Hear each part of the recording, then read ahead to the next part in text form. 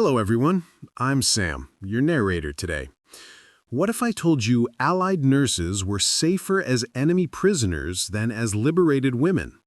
Sounds backwards, right? It wasn't. This is that story. January 1945. A Red Cross field hospital near the retreating German lines in East Prussia. British nurse Margaret Bowes huddled with 3 other Allied prisoners of war, 2 American nurses and a French resistance fighter, in a cellar as Soviet artillery pounded the area.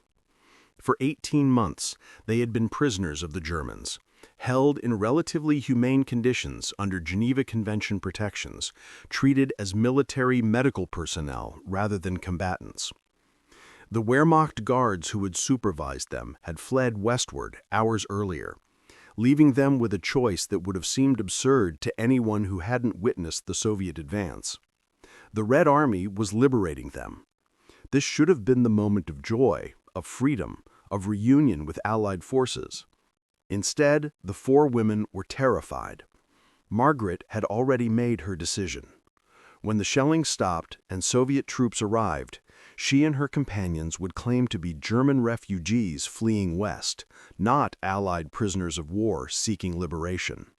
They would hide their British and American identities, destroy their identification papers, and risk being shot as German civilians rather than reveal themselves as Allied prisoners waiting for Soviet liberation. Because in the winter of 1945, these women understood a terrible truth that contradicted every assumption about prisoners of war and liberation. For female prisoners of war in the path of the Red Army, German captivity was often safer than Soviet liberation. This is the story that official histories rarely tell, the dark reality that complicated the narrative of Allied liberation in World War II. The story of why women, both Allied prisoners of war and German civilians, feared their Soviet liberators more than their German captors, and why that fear was tragically justified. The scale of sexual violence committed by the Red Army as it advanced through Eastern Europe and into Germany between 1944 and 1945 was unprecedented in modern warfare. Conservative estimates suggest 2 million German women were raped by Soviet soldiers. But the violence wasn't limited to German civilians. Allied female prisoners of war, concentration camp survivors, and women of every nationality in the path of the Soviet advance faced the same threat. The Soviet command structure's failure to prevent, and in some cases tacit encouragement of this violence, created a situation where women who had survived years of captivity faced their greatest danger at the moment of liberation. Understanding why requires examining the specific conditions of female prisoner of war experience under German captivity, the nature of the Soviet advance, and the testimonies of women who survived both. Female prisoners of war in German captivity occupied a unique and relatively protected status, especially compared to male prisoners, and particularly compared to what awaited them from Soviet forces. The Geneva Convention of 1929, which Germany largely observed for Western Allied prisoners, provided specific protections for female prisoners of war. They were to be housed separately from male prisoners, supervised by female guards when possible, and protected from assault. British and American female prisoners of war, primarily nurses captured in North Africa, Italy, and France, were generally held in dedicated facilities or separated sections of larger camps. The Germans, whatever their other crimes, maintained these Geneva protections for Western Allied women throughout the war. The conditions were not pleasant. Food was limited, medical supplies inadequate, and the women lived with constant uncertainty about their fates. But physical violence was rare, and sexual assault by German guards was extremely uncommon and severely punished when it occurred. German military culture, whatever its many moral failures, retained elements of traditional military honor regarding treatment of female military personnel. This wasn't humanitarianism. It was partly fear of reciprocal treatment of German prisoners of war in Allied hands, partly adherence to international law, and partly ingrained cultural norms about women. The Soviet approach to warfare and occupation was fundamentally different. The Red Army had suffered catastrophically in the German invasion. 27 million Soviet citizens dead, cities destroyed, populations enslaved and murdered. The Wehrmacht's invasion of the Soviet Union had been characterized by extreme brutality, mass executions of civilians, starvation of prisoners of war, and systematic destruction. Soviet soldiers advancing west in 1944-45 had witnessed the results of German occupation: burned villages, mass graves, starved populations. The desire for revenge was intense and widespread.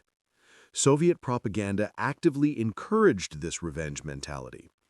Ilya Ehrenberg, a Soviet war correspondent whose writings were read to troops, wrote inflammatory articles that essentially sanctioned violence against Germans. "The Germans are not human beings. If you have not killed at least one German a day, you have wasted that day." This was official discourse, distributed through military channels. While Ehrenberg later claimed he never advocated rape, his dehumanization of Germans created an atmosphere where such violence seemed justified to many Soviet soldiers. The Soviet military command's response to the epidemic of sexual violence was ambiguous at best and enabling at worst. Stalin himself reportedly told Yugoslav communists, "Can't you understand it if a soldier who has crossed thousands of kilometers through blood and fire and death has fun with a woman or takes some trifle?" This attitude trickled down through command structures. While some Soviet officers tried to prevent assaults and punished perpetrators, many others looked the other way or participated themselves. The Red Army was also fueled by massive alcohol consumption. Vodka rations were standard, and soldiers supplemented with looted alcohol. The combination of revenge motivation, official dehumanization of the enemy, command indifference, and alcohol created conditions for systematic sexual violence on an unprecedented scale. This violence was not limited to German women. As the Red Army swept through Poland, Hungary, Romania, and other territories, women of all nationalities were targeted. Soviet soldiers often couldn't or didn't distinguish nationalities. Any woman in German-occupied territory was potential victim. This included Allied prisoners of war, concentration camp survivors, forced laborers from Western Europe, and refugees from multiple nations. The testimonies of female Allied prisoners of war who encountered Soviet forces paint a picture of deliberate concealment and desperate escape attempts. Lieutenant Reba Whittle, an American Army Air Force flight nurse shot down over Germany and held as a prisoner of war for 5 months, witnessed the Soviet approach to her camp in early 1945. German guards abandoned the camp as Soviet forces neared. American male prisoners of war, elated at liberation, rushed forward to greet Soviet troops. The female prisoners of war held back, warned by German civilians and by rumors that had spread through the prisoner of war network about Soviet treatment of women. Whittle's account describes hiding in a cellar with other American women, eventually making contact with Soviet officers who initially treated them correctly, but warning the women to stay hidden at night when Soviet troops were drunk. The Americans were eventually evacuated, but only after several terrifying weeks during which they avoided Soviet soldiers more carefully than they had avoided German guards. British nurse Margaret Bowes, captured in Greece in 1941 and held in various camps in Eastern Europe, described her group's deliberate strategy of moving westward, away from Soviet lines in early 1945, essentially fleeing their liberators.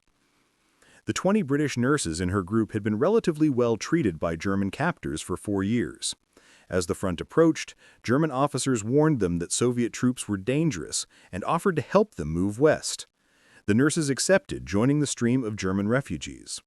For several weeks in February 1945, these British prisoners of war disguised themselves as German refugees, hiding their identities from both retreating Germans, who might have detained them, and advancing Soviets, who they feared more. They eventually made contact with American forces in central Germany and were repatriated. Bowes noted in her testimony that several of her group spoke fluent German and easily passed as Germans, a disguise they never would have attempted if Soviet liberation felt safe. The experience of French women highlights another dimension. French resistance fighters and civilians deported to Germany as forced laborers occupied an ambiguous status. Technically French citizens, but found in Germany as the Soviets advanced. Soviet soldiers often assumed any women in Germany were German or simply didn't care about nationality. Accounts from French survivors describe Soviet troops ignoring or disbelieving identification papers, viewing all women in the eastern zones as legitimate targets. The French government's post-war documentation includes hundreds of reports from female citizens who were assaulted by Soviet troops during the liberation of German territory where they had been held as forced laborers. These women had survived Nazi deportation and forced labor, only to be attacked by their supposed liberators. The situation was even worse for Soviet female prisoners of war, women who had served in the Red Army, been captured by Germans, and survived in German camps. Stalin's infamous Order No. 270 declared that Soviet soldiers captured by the enemy were traitors. While this order was primarily directed at male soldiers, it applied equally to women. Female Red Army personnel who had been captured and held as prisoners of war by the Germans faced a horrific double jeopardy. If they revealed their identity to advancing Soviet forces, they risked being treated as traitors, sent to the Gulag, stripped of rights, separated from families. But if they tried to hide their Soviet identity and pass as German civilians or other nationalities, they risked the violence being inflicted on all women in the Soviet advance path. Many Soviet women who survived German captivity chose to hide their identities permanently, living as German civilians or emigrating under false identities rather than return to a Soviet Union that would punish them as traitors. The testimony of Alexandra Kollontai, a Red Army nurse captured in 1941 and held in a German prisoner of war camp until 1945, illustrates this impossible choice. When Soviet forces liberated her camp, Kollontai initially identified herself as a Soviet citizen and prisoner of war, believing this would ensure proper treatment. Instead, she was immediately detained for interrogation as a suspected traitor. She spent 6 weeks in NKVD custody being interrogated about how she had been captured, whether she had collaborated, and why she had survived when so many had died. She was eventually cleared, but assigned to a punishment battalion. Other female Soviet prisoners of war in her camp who revealed their identities faced similar treatment, or worse, were assaulted by the same Soviet troops who were supposed to be liberating them, soldiers who viewed them as tainted by German capture or simply as available women. The scale of sexual violence during the Soviet advance was documented by multiple sources, though the full truth was suppressed for decades. German hospital records from 1945-46 show massive increases in rape-related medical treatment, including an epidemic of venereal disease and unwanted pregnancies. Soviet military prosecutors recorded thousands of rape complaints from German civilians, though these represented a tiny fraction of actual incidents and were rarely prosecuted. Western Allied observers, including American and British military personnel who entered Soviet-occupied zones, filed reports describing widespread sexual violence.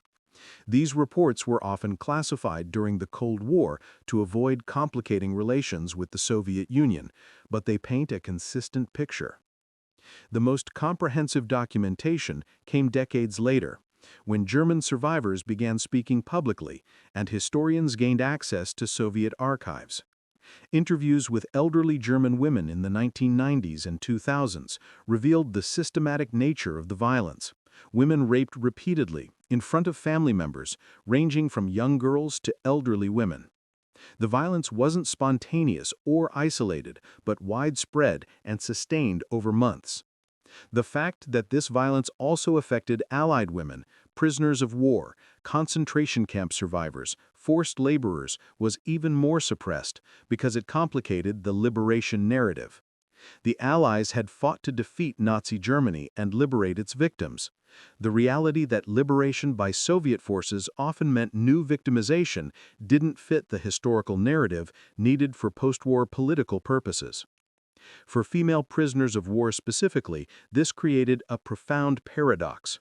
They had survived captivity by enemy forces that had, despite being their captors, largely protected them from the worst violence.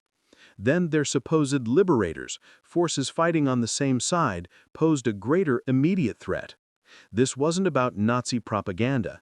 It was the lived experience of women who found German military captivity under Geneva protections safer than Soviet liberation without such protections.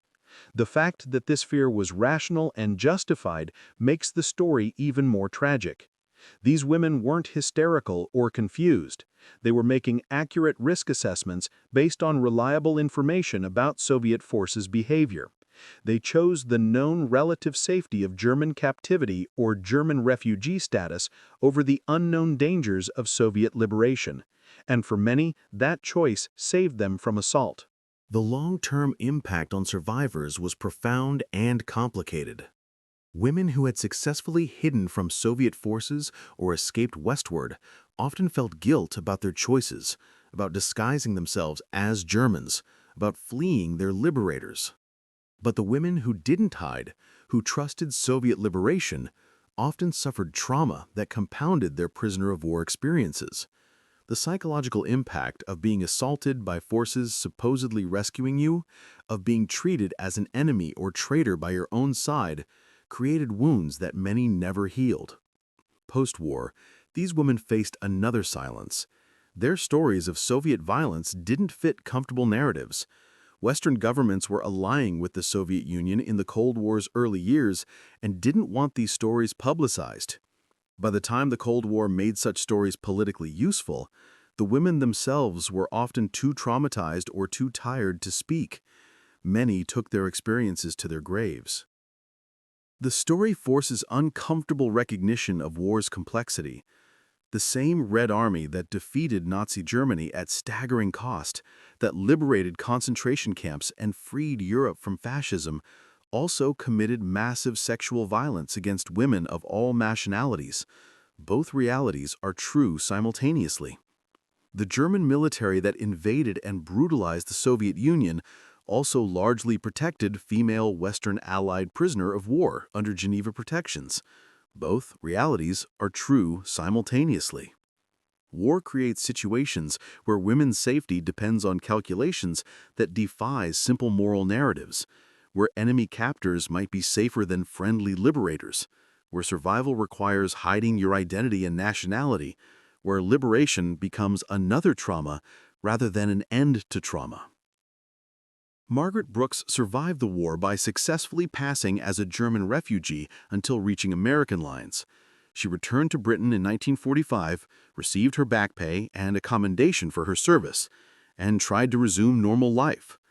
She never spoke publicly about her decision to hide from Soviet liberation, never explained why she feared the Red Army more than the Wehrmacht, but in private letters preserved by her family and made available to historians decades later, she wrote about the impossible choices women faced in war's final chaos.